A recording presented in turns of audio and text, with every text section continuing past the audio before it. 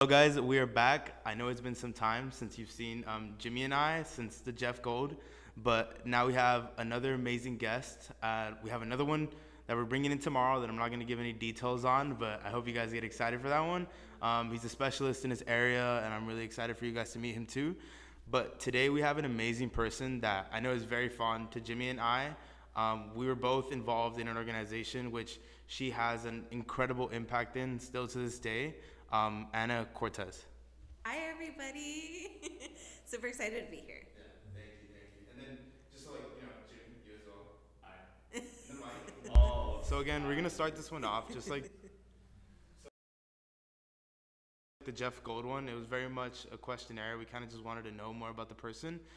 Jimmy and I know Anna previously, but I'm pretty sure some of the people who are watching this might not know Anna, or maybe you were in an organization that she's involved in, and you just never really got to know her as much. So hopefully you get to know her today. From knowing Anna, I know that she went to UC Santa Barbara, and I know that she sort of has a background in organizational work right now with Alta Med. She's still involved and is actually a coordinator in organizational work. And the organization that I'm talking about, which we come from, is Youth Champions. Youth Champions is kind of an organization that uplifts underrepresented students in Los Angeles. And again, sort of the emphasis of this whole interview podcasting is that we want to bring people with an impact on LA. So now I'll just kind of leave it up for Anna. I really just want to ask you about your experience during your undergrad and then how it was now dealing with kids who are about to step into their undergrad, just as I did. Yeah, so I went to UC Santa Barbara straight out of high school. I did the whole application process. And Jimmy, you're in it, you're knee deep in it. So, the applications to the six UCs, and I applied as well to a couple of Cal States. And so, um, when I was going through high school, I did a program in high school where we really focused on like business skills as well, trying to prepare us for more the business world. And like this is when I'm talking about the business world, I'm talking about like the hard skills, right? So like how to write an email, things like that. But what was missing and what was missing on my end was really the college help, the college application help. So thankfully, I had an older sister who was at the time going to Cal State Dominguez Hills, and so she kind of knew how to navigate it, so I would look towards her. We finished my application, and I ended up getting into a couple of UCs and a couple of Cal States. I didn't do the public school or the private school route just because it wasn't for me. But I ended up with my top two choices of either UCI or UC Santa Barbara. So, and something that I don't think any of you guys know, I played softball for about 14 years of my life. So I was like super into like, I was a student athlete. That was me. That was what I was like going for. But when I was transitioning from high school, so I played club and I also played high school ball. So I was on my high school team. Um, and so like the goal when you're a student athlete, right, is to get recruited to go, play softball in my case in college. But softball took such a big, it was such a big important part of my life that when I was transitioning from high school to college, I really wanted to focus on just being a student. So after my last high school game, I said I was done. And I thanked softball for teaching me all of the teamwork, the skills of how to commit to something and how to practice. And you want to practice until you can't get it wrong. So softball really was a big part of my life. So going back to making my decision, my mom, she was like, well, let's visit both campuses before you make your choice. And so I was like, okay. And so, because those were my top two. We went to UC Santa Barbara first. And if you've ever been on the campus, it's such a beautiful campus. It's so beautiful. The beach is like maybe 2 steps away. Like, yeah, like, we would tour the dorms and they would tell us, like, if you open your window, you hear the waves crashing at night. And so it was just a really, like, awesome atmosphere. Um, you know, like everybody something that I really wanted was like an inclusive culture. And so when I was like looking around, everybody had a smile on their face, and that was like really big to me. Like people were happy to go there. And so I left really excited, and just it was just such an awesome feeling to like find your place, right? And so then my mom's like, wait, like you have to explore all your options. So she's like, let's go to UCI. So we went to UCI, and it's in a beautiful campus as well, and their academics is amazing. You know, they have such a great academics program. But it just wasn't for me. It didn't feel right. So that day after we visited UCI, I went home and I submitted my acceptance to UC Santa Barbara, and that was it. And, you know, UC Santa Barbara was an amazing 4 years of my life. I met lifelong friends. I joined a sorority, a Latina inspired sorority, Lambda Theta Nu. We have sisters there. And they're still like a big part of my life. I'm still an active alumni. And you know, it's really awesome to find your home away from home. And that's what I did, because it was hard. And I was just talking to Jimmy about this.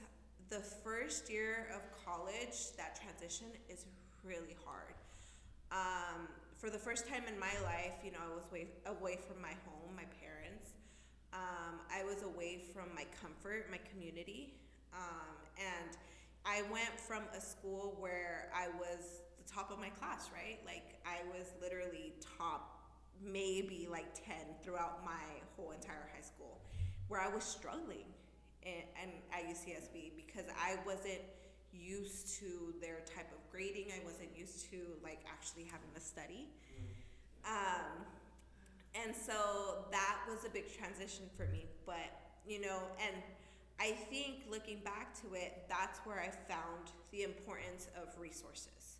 So looking outside of your regular academia and seeing what else is there for them to help you, right? So like I took advantage of everything. Of course, like I said, I really looked towards my sorority sisters, but I also took advantage of the Career Center. I took advantage of my major, their offices as well, so my professors.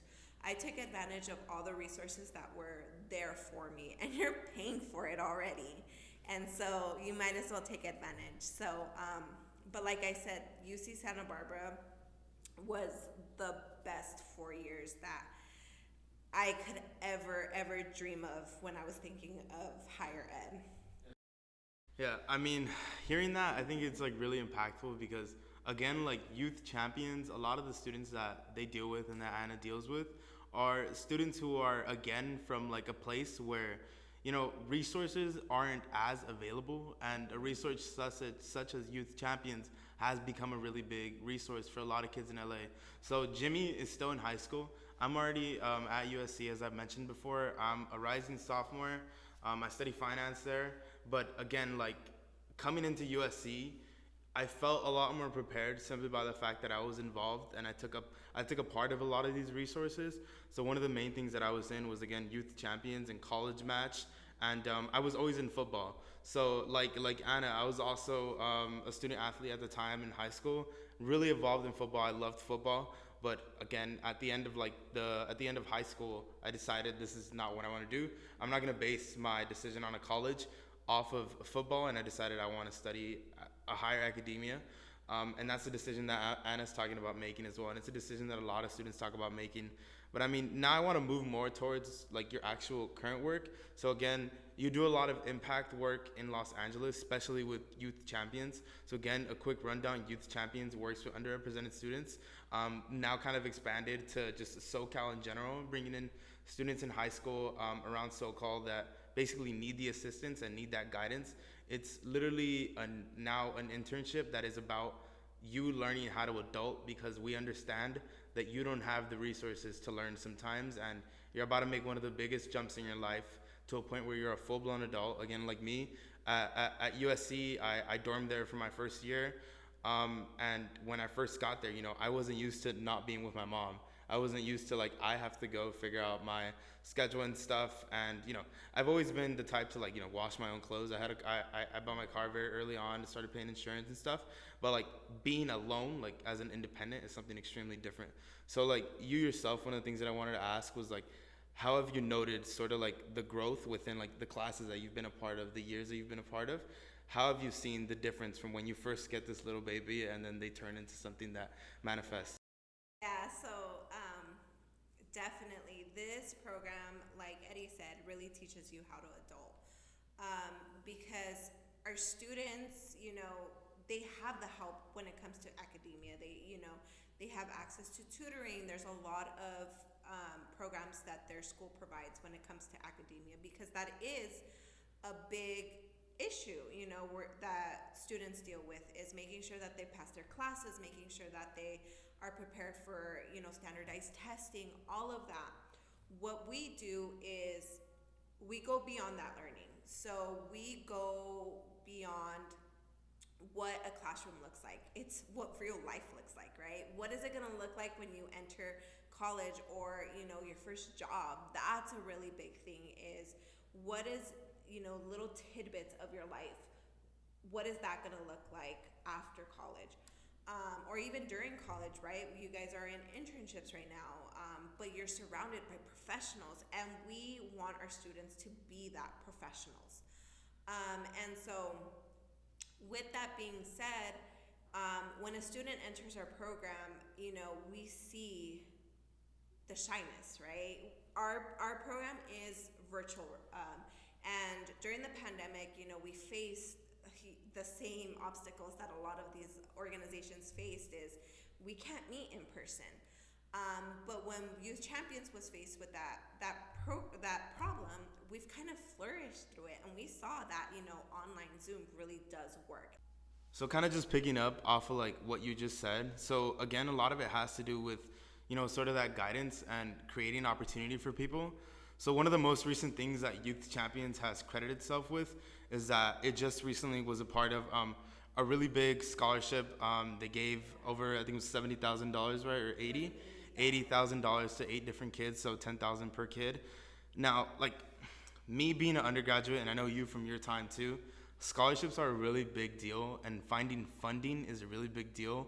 And knowing that these scholarships went to kids who really deserved it, who really also needed the financial support, was really appreciated on my end. On my perspective, I'm grateful that USC kind of gave me a full ride because of the scholarship that I got. But I know that I've had other friends who haven't had sort of that financial support, and it's been difficult. Housing is really expensive, and sometimes those are costs that come out of pocket. A lot of times, being low income, you get tuition in general because of FAFSA, but housing is still something that you need to figure out. I know students who they've gotten great offers from schools out of state, which tuition will get covered possibly, but then housing, how do you figure out housing? And that's always been a really big thing for a lot of people. And I know one of your guys' scholars are actually leaving, right, out of state. They're going to the East Coast. Yes. That's a really big transition. So a lot of them, some are going to UCLA, great schools, UC Irvine, Pomona. These are all great schools as well. But making that move where you're leaving, like I myself, I'm still in LA. USC is literally like 15 minutes from here. But UCSB is far. So how did you see sort of you guys did that, you guys gave out the scholarships, which was amazing. And what was sort of the feedback that you guys received from, your scholars and your students and sort of the community? So this year we had 8 scholars, and the creators of this program, it really takes a team to get this rolling, right? And so the creators of this program really found in talking to our students, they saw the financial need. And especially for our seniors, right? Because we'd love to get our students talking to different people.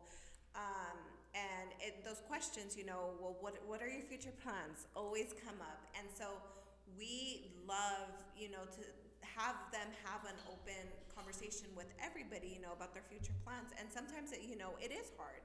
Like Eddie said, tuition is covered through FAFSA, but you know, you have all of those additional expenses that nobody really talks about, right? So like you're gonna need a laptop, you're going to need books, and books are crazy expensive. If you're commuting, gas, you know, or like finding out if you're gonna take the bus, and some schools do offer public transportation, and that's free of charge. But all of those things, food, those take a toll. And so, this scholarship program was really the brainchild of Jack and Cambria, who saw the need for our students, but also wanted to reward them for their hard work, right? And something that we always talk about within our Youth Champions team is the concept of earning, right? Putting in that hard work and earning, you know, earning for your learning, or earning, you know, for your hard work throughout the program, because our program is that, right? It's challenging your thinking process. It's challenging the way you've done things, or your, you know, your traits, not really your traits, but like the things that you're used to. And so we want to challenge you. We want to make sure that like you're not set in the way that you're thinking. You know, we want to always make sure that our students have an open mind, and that they're using these critical thinking skills. And so at the end, you know, we wanted to definitely reward our students for that. And so we were able to pick these top performing students, and like Eddie said, they're going to amazing school. We have 2 students that are going to UCLA. One student is going to, she'll be in New York. And so that transition for her, I know it's going to be big. And so when I was talking to our students, you know, it was this is going to really help me. This is really going to change, you know, my post high school, my college, you know, my college plan for the better. And so, because although, you know, our students definitely, and we talk about that, not to be afraid of paying for college, right? So finding a way, whether it's you getting a job or taking out loans, we talk about these things, or, you know, FAFSA. But giving them that extra help for their college trajectory was a really big blessing. And so it was exciting to see. I mean, that's great. And then, well, one of the things that you just talked about was, you know, sort of like the impact and the fact that you guys were there to receive that feedback. So that was another really big thing that I know Jimmy is still having right now, and that I still have as well. Because as we said, like, alums still talk to coordinators, still talk to the founders and stuff. I work with the founder right now. Jimmy does too. But like, you know, that support. So that was one of the really big things. Because personally, I guess like Jimmy and I both come from immigrant family backgrounds. So sometimes immigrant parents don't understand American concepts of school, and, you know, how really different it is. So for my mom, it was kind of difficult for her to understand that I have to leave home because I'm gonna go at the place where I need to study, because I need to be on top of every single thing. For my mom, when I got into USC, obviously she was incredibly excited, because that was a school that I remember very specifically. Me and my mom used to drive past that school back then, and this old Toyota Corolla that my mom had back in like the 2000s. And we would drive past that school, and we'd see a lot of students who we were like, damn, imagine the lifestyle that their parents probably live. And, you know, it's something that you don't believe you'll end up at. And a lot of the students who are like right now youth champions at alum that are about to leave, like the 2 UCLA, the one who's going to New York, I bet you they were in that same position where I used to question myself as well, my validity, and if I was even worth being at a school like that. But one of the things that really helped me was that support again. I really felt that support from you, and I'm going to tell you this right now. I really felt that support from you a lot. Like, I knew that I could text Anna, and obviously I'd tell my mom too, but like, I can text Anna and let her know, like, hey, I just got into this, or I just got this, and I felt genuine excitement for my accomplishments, which at the time was really valuable to me, because I grew up with just my mom. So, like, obviously I'd tell my mom about everything, but it was kind of, for her, it was a little bit more difficult to understand. For her, it was just kind of like, great, like, good, you're going to college, but, you know, it took a lot of hard work, like a lot of, like, you know, I had those sleepless nights. I know Jimmy's having those sleepless nights right now. I had those sleepless nights in high school where, I said I was going to defeat any odd. And, being able to talk to people like Anna, people like Garth and EJ at the time as well, you guys were really amazing support, because I would let you guys know about like what I'm doing, and I felt that feedback that keep going, and I felt that a lot from you, and I really appreciate that. Nearing the end, I remember one of the things that we talk about is that I used to get on the youth champions calls when I worked at Jersey Mike's with Marissa. I know Marissa watches this. Marissa's my former manager, and yeah, I used to get on the calls with Jersey Mike's, and I'd tell Marissa, please let me take my lunch around this time today. Marissa would be like, you do you.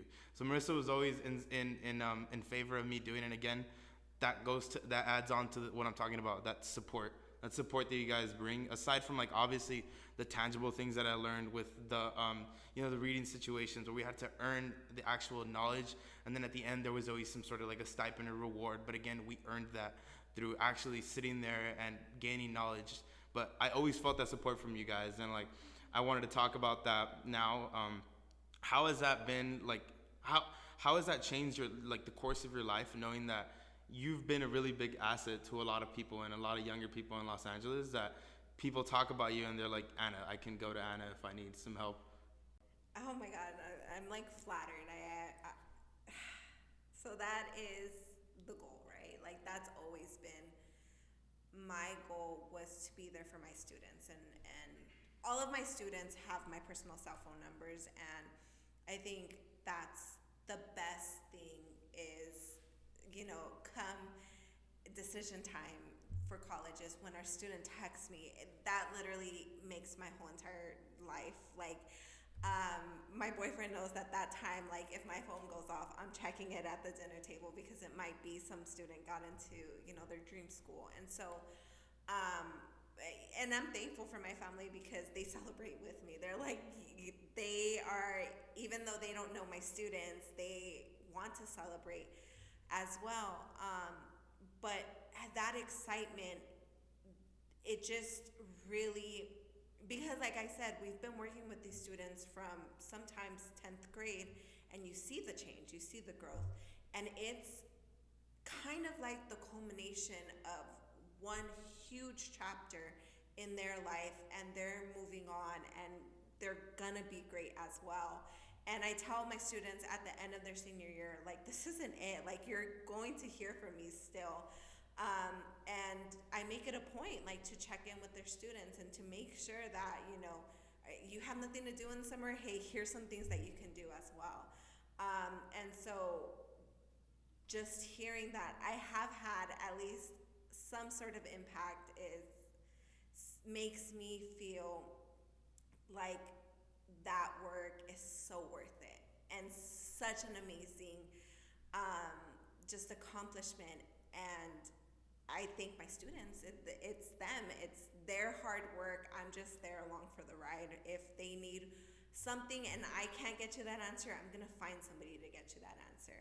And so it just makes me so happy. And the work is never done, because there's another student maybe in Southeast LA who is lost on the college application train, or they need help on like how to write a professional email, and I want to be that resource for them. And so like I said, it just, even though like that's such a big accomplishment, I know that the work isn't done, and we're gonna continue to be in there. And that's what I love about the Youth Champions, is we do not close our door to any student.